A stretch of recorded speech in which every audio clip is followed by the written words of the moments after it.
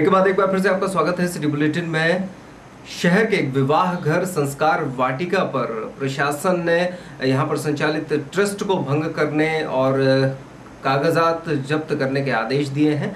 बताया जा रहा है कि ये बगल में ही स्थित गायत्री मंदिर की भूमि है और यहां पर इस भूमि का उपयोग कुछ लोगों द्वारा एक ट्रस्ट बनाकर किया जा रहा था। हालांकि इसके बारे में मंदिर के पुजारी का कहना है कि यहाँ से उन्हें सालाना तौर पर 12,000 रुपये दिए जाते थे ट्रस्ट द्वारा, और पुजारी द्वारा कोई भी इस तरह का शिकायती आवेदन नहीं दिया गया था, जबकि प्रशासन ने अपने तौर पर ही ये कार्रवाई की है। शहर के गायत्री मंदिर के पास स्थित करोड़ों रुपए की शासकीय भूमि को रिकॉर्ड हेराफेरी कर पब्लिक ट्रस्ट के नाम दर्ज कराने का मामला सामने आया है। एसडीएम केपी महेश्वरी ने मामले की जांच कर रिपोर्ट कलेक्टर को सौंप दी है। गौरतलब है कि गायत्री मंदिर के पास पड़ी जमीन में मोहनलाल तिवारी ने सन 2001 में एक ट्रस्ट बनाया था, जिसमें चौरसिया समाज भी शामिल था। संस्कार वाटिका बनने के बाद ये ट्रस्ट साल में 12,000 रुपये गायत्री मंदिर को देता था। मंदिर के पुजारी का कहना है कि ट्रस्ट की तरफ से उन्हें हर साल 12,000 रुपये की राशि मिलती थी, जो मंदिर के खर्च के लिए पर्याप्त होती थी। शासन द्वारा इसको शासकीय भूमि बनाकर अब कार्यवाही करने के निर्देश दे दिए गए हैं। ये तो हमें कोई जानकारी खास नहीं है, ना मैंने अभी नोटिस लिया है। सुन रहे हैं कि गड़बड़ियाँ राजस्व विभाग की जो है इनकी में पाई जा रही हैं। अभी पता नहीं राजस्व विभाग के अधिकारियों की भूल है या हमारी टेस्ट की। अब एसडीएम साहब यदि मामला उठाया है तो हमारा उनसे यही निवेदन है कि जो वो इस मामले को अच्छी तरह से निष्पक्ष जांच कराएं और जो दोषी उसको कड़ी कड़ी सजा दी जाए और मंदिर के हित में कार्य किया जाए। ट्रस्ट कब बना था? 2021 की बात है। इसमें चौरसिया समाज का क्या रोल है? चौरसिया समाज ने सहयोग देकर के वही तो इसको जो है संभाले हुए हैं, वही तो ट्रस्ट में वही सब लोग। कितने लोग थे ट्रस्ट में? अभी हमें जानकारी याद लिखित तो नहीं है, उसका विधिवत सब लिखे थे। आपको वार्षिक कितना किराया मिलता था मंदिर को? हमें तो वार्षिक कुछ नहीं है, एक चेक मतलब भगवान के भोग प्रसाद के लिए देते थे, वो ही मिलती है। कितना मिलता? अभी शायद पिछली बार 11,000 का दिया था उन्होंने। आपके और चौरसिया समाज में कुछ विवाद हुआ क्या? कोई बात नहीं है, 10 साल हो गए। फिर ये बीच के बीच विवाद कहाँ से उठा? ये शायद एसडीएम कोर्ट से उठा, जहाँ जैसा कुछ गड़बड़ हुआ उन्होंने देखा, उन्होंने कहा ऐसा नहीं होना चाहिए, तो उन्होंने इसको उठाया। और हमें लगता अच्छी बात है कि भगवान के हित में कोई कार्य कर रही है वो, और जाते जाते मंदिर के हित में कार्य कर जाए तो अच्छी बात है। दूध का दूध पानी का पानी हो जाए, निष्पक्ष कार्रवाई हो मंदिर के हित में।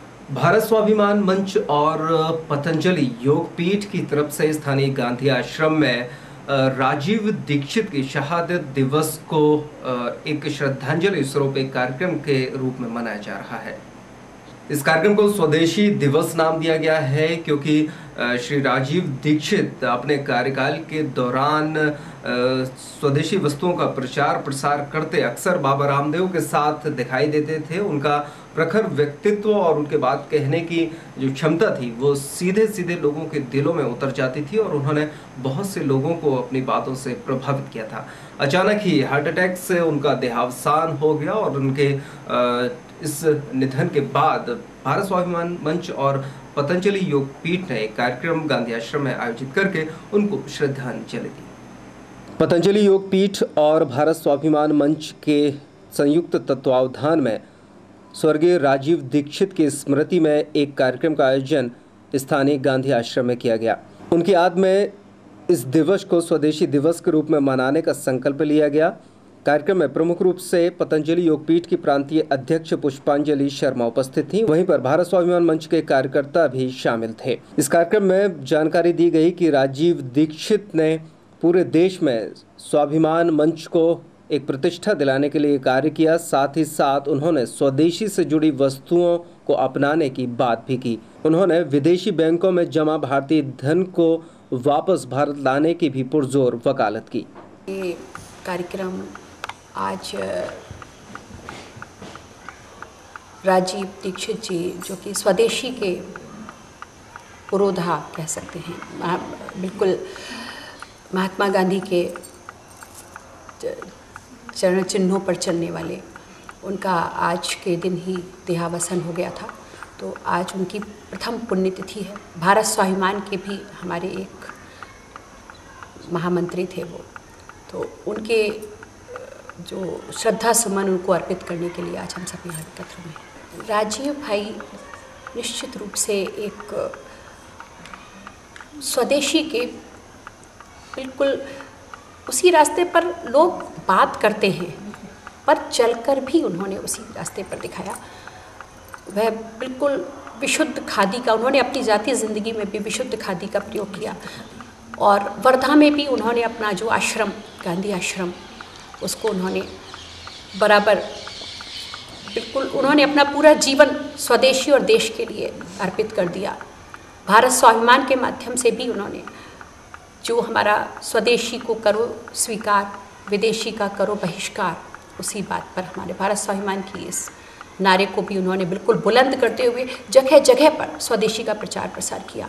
और आज जो विदेशी कंपनी, उन्होंने हम लोग प्रोडक्ट्स खरीदते जा रहे थे, हमको नहीं पता था कि कितना जो हमारा लॉस हो रहा है। ये बात उन्होंने ही प्रारंभ की कि ईस्ट इंडिया कंपनी के रूप में जब एक कंपनी ने आकर के हमारे देश को खोखला किया, और उसी प्रकार से अब तो इतनी सारी विदेशी कंपनियां आ गई हैं और हमारे देश का पैसा उसी माध्यम से दूसरे विदेशों में जा रहा है, तो उसको कैसे वापस लाया जाए। स्विस बैंक में जो पैसा जमा है, उन्होंने बात उठाई और इसके लिए उन्होंने बहुत मेहनत की, यूके गए, बहुत ज़्यादा, जैसे कि उन्होंने ये सभी चीज़ों में काफ़ी मेहनत की और काफ़ी प्रयास किया है, जो कि अब भी इस तरह की चीज़ें देखी जा रही हैं। तो आप लोगों का किस तरह का प्रयास रहेगा इसके आगे? उसके लिए हम सभी एकत्र हुए हैं और हमने भी अपने जीवन में स्वदेशी का अधिक से अधिक करने का संकल्प लिया है। और स्वामी जी ने भी पतंजलि योग पीठ और भारत स्वाभिमान के माध्यम से हमने स्वदेशी को एक बहुत बड़े वृहद रूप में इस योजना को किया है। आज एक स्वामी जी का पूरा प्रयास है और इसी में कि अधिक से अधिक हम स्वदेशी का उपयोग करें, जिससे कि हमारे देश का पैसा बाहर विदेश में नहीं जा पाए और हम सब एक बार फिर से, और यही आर्थिक रूप से जो देश गुलाम बन जाते हैं तो फिर वो धीरे धीरे, पहले भी ईस्ट इंडिया कंपनी के रूप में पहले उन्होंने हमें आर्थिक रूप से गुलाम बनाया और फिर हमें पूरा अंग्रेज़ों ने छत्र छाया में हमको रहना पड़ा। उसी प्रकार से आज भी एक प्रयास हो रहा है। तो अब स्वामी जी ने भी इस बात को उठा करके, और आप देखते हैं कि हमारे स्वामी जी का भी यही प्रयास रहता है कि, और उसी को हमने, और साथ में ग्रामोद्योग को भी शुरू करा है उन्होंने। भाई जी, राजीव भाई ग्राम के ऊपर बहुत ज़्यादा जोर देते थे, गांव में कैसे योजनाएं अपनी शुरू करनी चाहिए, तो अभी उसको भी हमने लिया हुआ है। और अभी एक आदर्श ग्राम की योजना भी स्वामी जी ने इसको गांव में प्रारंभ कर रहे हैं, जिसमें कि हमारा हर गांव नशा मुक्त रहेगा, साफ़ सुथरा गांव रहेगा। और इसके अलावा वहाँ पर स्वदेशी प्रोडक्ट्स, गांव के प्रोडक्ट्स गांव में ही बनेंगे, गौ सेवा को, और इसके अलावा जो आजकल केमिकल खेती है उसमें ऑर्गेनिक खेती को बढ़ावा दिया जाएगा। ये सब राजीव भाई की योजनाएं थी, उसी को हम लोगों ने और आगे बढ़ाते हुए स्वामी जी ने वृहद रूप दिया है और हम इसको स्वदेशी को और आगे बढ़ाते हैं। आज हमारे परम वीर योद्धा जो कहा जाए, हमारे संगठन के श्री राजीव दीक्षित जी की पुण्यतिथि है, जिसको हमारे स्वाभिमान संगठन और पतंजलि योग पीठ ने स्वदेशी दिवस के रूप में मनाने के संकल्पित हैं। तो उसी को आज हम लोग जिला इकाई के कार्यालय में और जिला इकाई में स्वदेशी दिवस के रूप में उसको हम लोग मना रहे हैं सभी को। तो यहाँ आज हमारे मुख्य अतिथि के रूप में राज्य प्रभारी श्रीमती डॉक्टर पुष्पांजलि शर्मा जी आई हुई हैं और इसको उनके राजीव जी के जो उद्देश्य थे, देश में स्वदेशी बचाओ आंदोलन के प्रणेता हैं वो, और स्वदेशी के संबंध में उनके जो सारा बहुत ही अमूल्य विचार हैं जिनका संप्रेषण हम लोग करेंगे, उनके विचारों पर चलने का, और आगे भी सतत इसी टाइप के बनाए रखेंगे स्वदेशी के लिए, इस टाइप से। बुलेटिन में आज के लिए बस इतना ही। कल कुछ और खबरें होंगी। चलते चलते एक बार फिर से नजर डालते हैं आज की खास खबरों।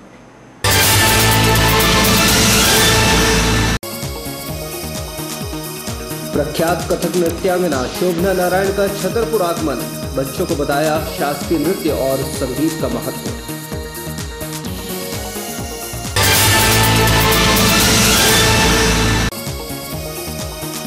कैलाश विजयवर्गीय द्वारा की गई विवादास्पद टिप्पणी के विरोध में युवक कांग्रेस ने किया पुतला दहन।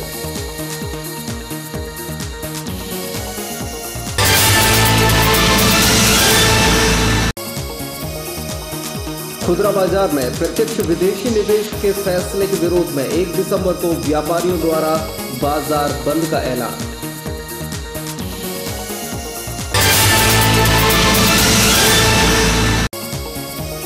प्रख्यात स्वदेशी कार्यकर्ता राजीव दीक्षित को किया याद, स्वदेशी दिवस के रूप में मनाकर दी गई श्रद्धांजलि।